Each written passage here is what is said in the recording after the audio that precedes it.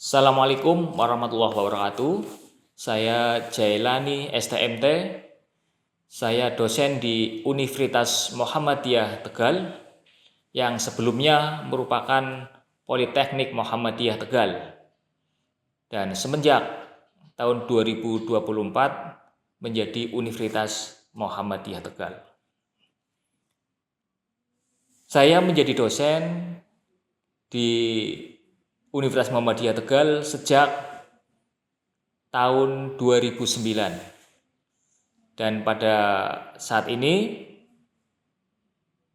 saya mengajar mata kuliah pengetahuan bahan, di mana mata kuliah ini merupakan mata kuliah yang menjadi dasar bagi beberapa mata kuliah lainnya di desain produk, di antaranya pada proses manufaktur.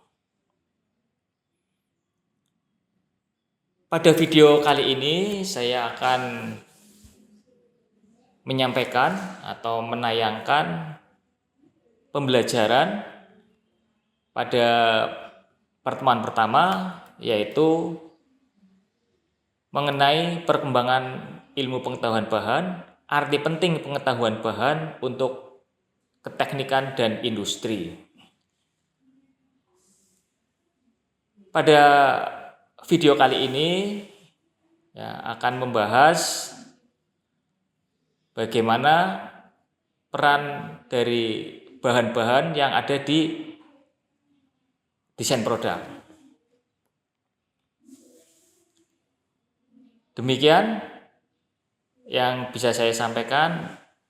Terima kasih dan selamat menyaksikan video pembelajaran pengetahuan bahan. Terima kasih. Assalamualaikum warahmatullahi wabarakatuh. Bismillahirrahmanirrahim. Assalamualaikum warahmatullahi wabarakatuh.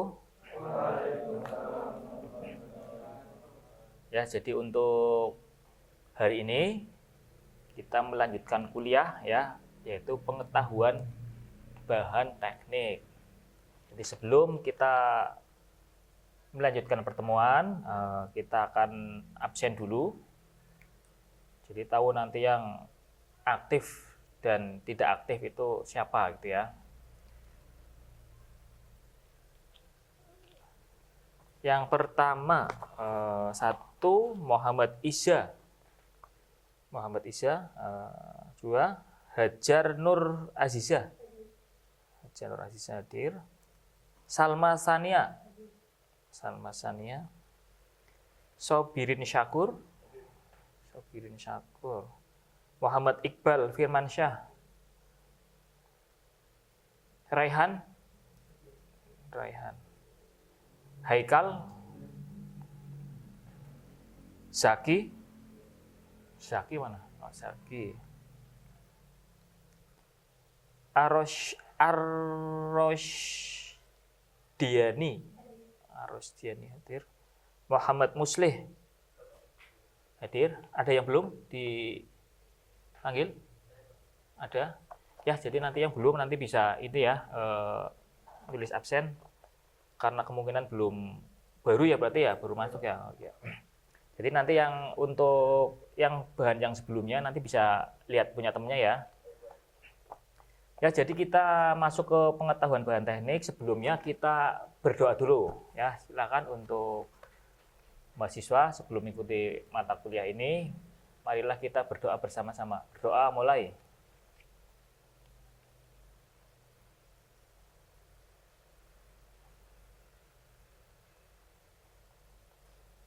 Selesai. Ya, jadi bisa kita mulai hari ini. Ya, jadi untuk ilmu pengetahuan bahan teknik, ya, kita akan silakan bisa baca. Ini membahas tentang beberapa hal penting yang perlu diketahui agar mahasiswa mengetahui dapat menentukan jenis bahan, ya,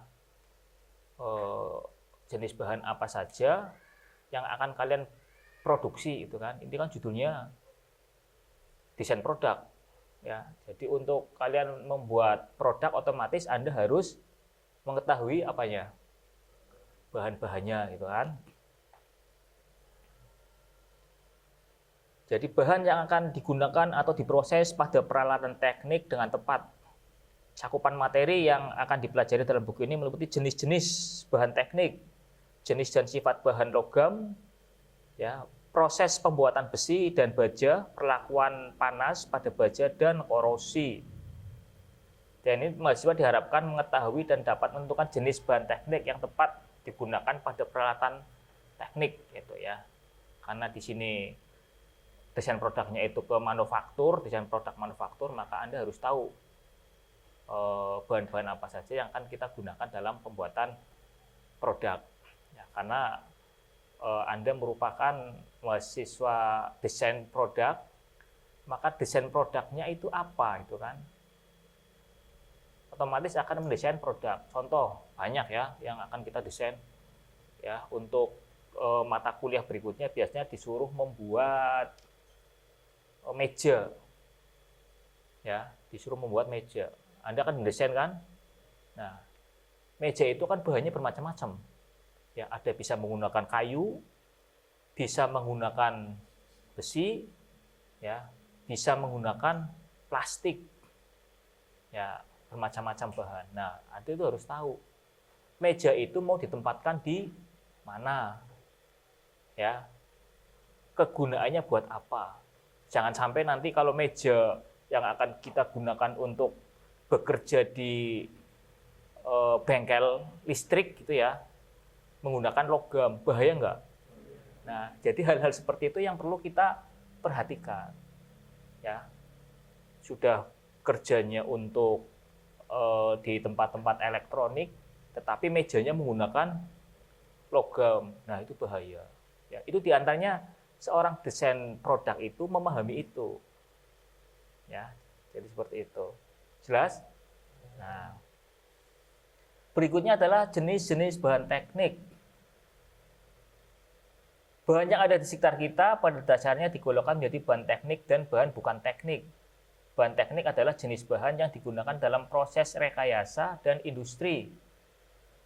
Bahan teknik dibedakan antara lain bahan organik, bahan anorganik. Pada umumnya bahan-bahan tersebut dapat diperoleh dari alam atau didapat melalui proses kimia.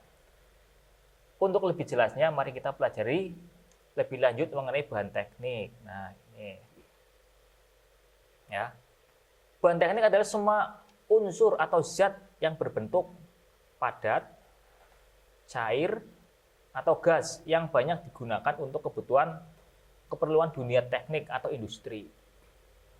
Ya, berarti ada yang padat, ada yang cair, ada yang gas.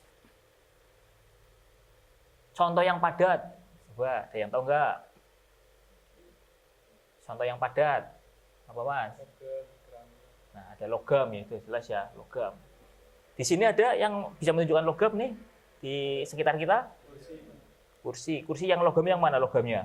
Coba. Nah, itu ya. Itu logam. Keramik. Ya. Ada yang lihat keramik? Nah, ini. Ini bukan keramik ini sudah ikutnya granit. Ya. Ya, granit. Keramik ada itu di luar, yang sebelah sana ya. Itu masih pakai keramik. Plastik. Ya, plastik. Nah, itu proyektor ya, itu menggunakan plastik. Ini ada juga nih, plastik nih, ya. Kacamata ini juga menggunakan plastik. Kaca. Nah, ada yang tahu kaca di mana? Nah, itu kaca ya. Kaca. Berikutnya karet. Karet. Ada yang tahu? Kabel. Ya. Anda naik motor pakainya apa? Bannya, rodanya. Nah, rodanya pakai karet, ya. Kayu. Nah, kayu. Ya, kayu. Ya, ada ya. Nah, itu benda-benda teknik atau bahan-bahan teknik diantaranya itu. Ya. Ada logam, keramik, plastik, kaca, karet, kayu. Nah, nanti pada saat Anda mendesain, ya, contoh ya, untuk mendesain meja ini meja mau ditempatkan di mana? Ya, outdoor atau indoor. Coba kalau outdoor kayak gini, pakainya kayu, desainnya gimana? Coba. Cepat rusak ya. Kehujanan, kepanasan, pakainya kayu. Coba. Cepat rusak. Jadi Anda harus tahu, memahami, oh berarti saya harus menggunakan kayu. Saya harus menggunakan logam. Saya harus menggunakan plastik. Ya, itu semuanya bisa diperhatikan dengan bahan-bahannya. Oh, saya penempatannya di sana, maka saya harus menggunakan bahan apa. Nah, gitu. Berikutnya, cair. Ya. Apa saja? Pelumas. Pelumas tahu pelumas? Ya, oli. Contohnya apa coba? Contoh pelumas digunakan di mana? Di mesin motor maupun mobil ya. Itu menggunakan pelumas. Ya, jadi jangan sampai Anda nanti punya motor tinggal naik top ya. Orang ngerti, nggak tahu ini ganti olinya itu berapa kilometer, kan ada kan? Ya, karena tingkat untuk motor kekentalannya itu ada. Ya. Kekentalannya harus sekian sehingga mesinnya awet, kan kayak gitu. Hampir semua kendaraan jenis alat-alat yang ada gesekan ya, itu pasti ada pelumasnya. Tidak mungkin tanpa pelumas. Semua peralatan mesin ya yang mengandung gesekan pasti ada pelumasnya. Contoh di mesinnya motor atau mobil itu kan gesekan ya, antar besi, ya, roda giginya, ya, porosnya, ya, itu semuanya kan ada gesekan-gesekan dan itu sangat penting yang namanya pelumas. Pelumas sangat penting, jadi jangan disepelekan kalau pengen kendaraannya awet. Ya, tapi kalau mau sekali pakai ya nggak masalah. Oh, saya rusak ganti Pak, saya rusak ganti Pak, ya itu nggak masalah. Tetapi karena kita kebetulan di desain produk dan memahami dasar-dasar, karena selain desain kita kan akan memproduksi. Ya, jadi contoh nanti pada saat kalian bubut ya, bubut, kan ada mesin bubut nih, ya nanti harus dikasih pelumas. Ya, mesin bubutnya itu jangan sampai nanti kering. Ya, jadi perawatannya juga nanti harus hati-hati. Ya, karena dipakai banyak mahasiswa ya. Jadi jangan sampai lupa ada perawatan mesin ya. Jadi seperti itu. Berikutnya air. Ya, air banyak sekali ya kegunaannya ya. Air bisa menggunakan radiator juga menggunakan air. Pernah lihat radiator enggak? Radiator. Pernah ya? Ya, itu air. Bisa yang menggunakan air biasa ya, air mineral, bisa juga menggunakan khusus air radiator atau disebut coolant ya. Nah, itu juga digunakan untuk jenis pendinginan. Ya, jadi air radiator itu berfungsi untuk pendinginan. Karena ada kendaraan yang menggunakan pendinginan udara itu ada. Jadi pendinginannya lewat udara. Ya, tapi karena terlalu banyak panas yang ditimbulkan, maka kalau hanya pendinginan udara tidak cukup. Maka diperlukan pendinginan air. Ya, jadi di blok-blok mesinnya diberikan lapisan water jacket. Water jacket itu saluran air yang melewati mesin. Ya, tujuannya biar panasnya dibawa oleh air. Nah, airnya itu nanti didinginkan oleh kipas ya. Nah, itu yang digunakan menggunakan air. Tahu ya air ya? Setiap hari kita lihat. Kemudian bensin. Ya, bensin banyak jenisnya ya. Bensin banyak jenisnya Pak. Ada yang Pertamax, ada yang Pertalite, ada yang premium. Ada nggak sekarang premium? Masih ada? Oh, nggak ada sekarang ya. Solar, Dexlite, ya. Nah, itu bahan-bahan teknik ya. dan bahan kimia lainnya. Nah, bahan kimia lainnya, ya, contohnya apa? Yang kayak itu coolant, pendingin, ya, pendingin yang menggunakan coolant, ya. Berikutnya gas. Nah, berikutnya gas. Ya, gas itu yang biasa digunakan di dunia industri adalah apa? Contohnya ada oksigen.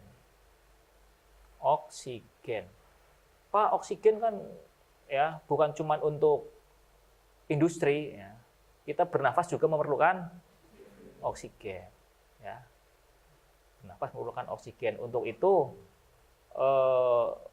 dalam setiap industri, contoh untuk pengelasan, ya, itu ada yang namanya las asetilin. Nah, di situ ada kan asetilin.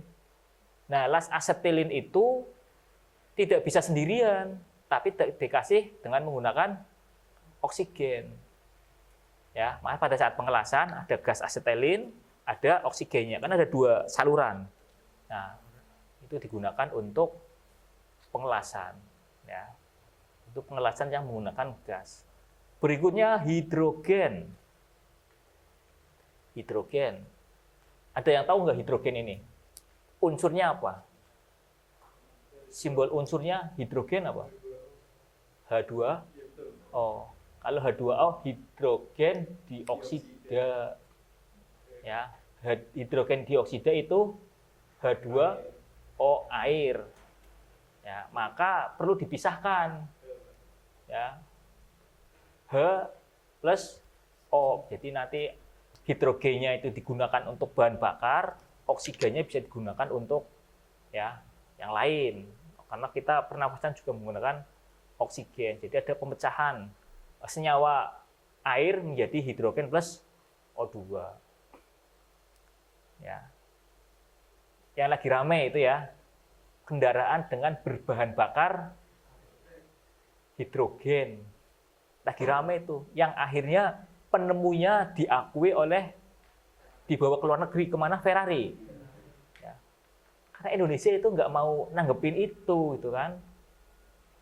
Sudah ada yang meneliti, sudah ada yang mencoba membuat kendaraan dengan berbahan hidrogen, tetapi tidak dianggap. Akhirnya dianggap oleh orang lain, diambil oleh orang lain. Eman-eman ya. Nah itu. Makanya kita sebagai mahasiswa harus kreatif. Ini bagaimana caranya? Ya, yang tadinya air dirubah menjadi hidrogen dan oksigen. Nah, hidrogennya untuk bahan bakar. Ya, jadi seperti itu. CO2 ya, dan lain-lain. Ya, itu berikutnya. Berdasarkan ya, strukturnya ya, susunan atom-atomnya. Susunan atom-atomnya itu bisa dilihat bagaimana struktur atom benda padat, bagaimana struktur atom yang liquid atau yang cair, bagaimana struktur atom yang gas ya.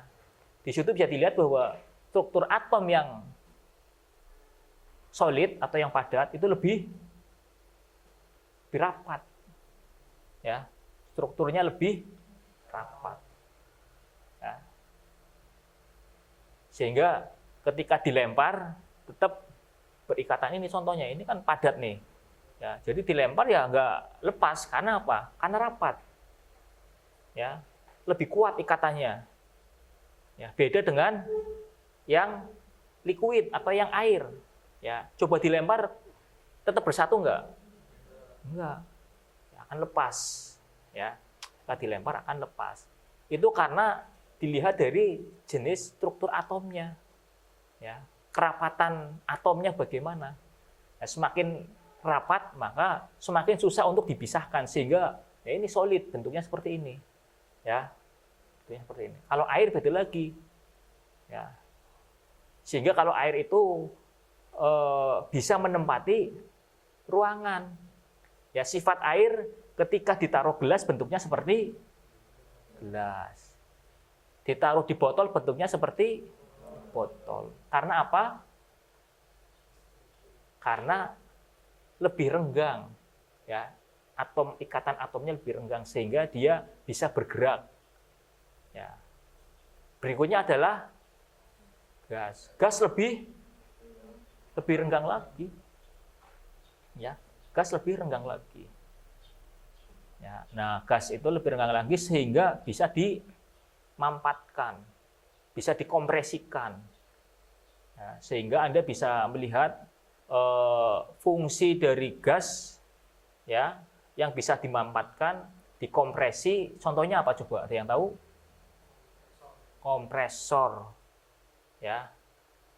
Kalau mau nambah angin ya, nambah tekanan udara, kita kasih kompresor. Ya. Itu yang murah. Karena apa? Gas beli nggak? Nggak beli ya. Hanya dimampatkan saja ya. Masih bebas kan? Nggak beli. Nah, kita gunakan untuk kepentingan yang lebih baik. Ya, kalau yang liquid, contoh hidrolik, tahu ya? Pakainya apa? Minyak. Liquid. Liquid kan cair itu kan. Bukan cuma air, tapi liquid, cair. Air sama cair beda nggak? Beda. Kalau cair belum tentu air, tapi air sudah pasti cair. Kecuali air es, ya itu beda lagi, ya. Ya. Nah, di desain, ya, contoh bagaimana desain hidrolik, ya, pompa kecil bisa mengangkat mobil, ya. Itu pakainya minyak, liquid. Ya. Kalau nggak pakai itu susah. Ya, maka ada yang menggunakan bahan kompresinya menggunakan minyak atau oli. Ya. Jadi ketika kita gunakan dikompresi dengan menggunakan hukum fisika ya, dibikin maka bisa untuk ngangkat mobil. Padahal kecil ya. Dongkrak kecil bisa ngangkat mobil. Ya, itu karena menggunakan hukum fisika, ya dipelajari kan. Ya. Biar lebih lembut lagi ya, shockbreaker juga pakainya apa? Pakainya oli. Ya, tapi masih getarannya masih keras. Karena memang dimampatkan susah ya. Liquid itu dimampatkan susah. Maka sekarang teknologi sekarang pakainya suspensi air suspensinya udara lebih lembut lagi. Ya, lebih lembut lagi. Jadi kalau minyak shockbreaker minyak itu lebih keras, maka dengan suspensi air udara maksudnya, air suspension ya, suspensi menggunakan udara, maka akan lebih soft, akan lebih lembut. Jadi pada saat ada benturan ya akan lebih lembut lagi. Nggak begitu jelek gitu, nggak. Nah, tapi akan lebih empuk. Nah, itu yang digunakan oleh kendaraan-kendaraan sekarang, bis-bis besar itu, suspensinya suspensi udara. Tidak menggunakan hidrolik. Sampai di sini sudah jelas? Jelas ya? Nah, kegunaan bahan-bahan teknik, sampai jenisnya, setelah itu sampai strukturnya, yang membedakan antara padat, cair, gas itu apanya. Begitu? Sampai di sini ada yang mau bertanya? Silakan, barangkali ada yang mau bertanya. Ada? Kalau sudah jelas, kita lanjutkan pertemuan berikutnya minggu depan ya. Nanti akan kita bahas tentang klasifikasi bahan teknik. Kita untuk bahas minggu depan ya. Jadi biar kita memahami, nanti kalau yang belum jelas nanti silakan bisa bertanya. Ya. Jadi untuk pertemuan hari ini kita cukupkan. Sebelum kita akhiri, silakan kita bersama-sama berdoa. Semoga ilmu yang kita dapatkan hari ini bisa bermanfaat. Berdoa mulai.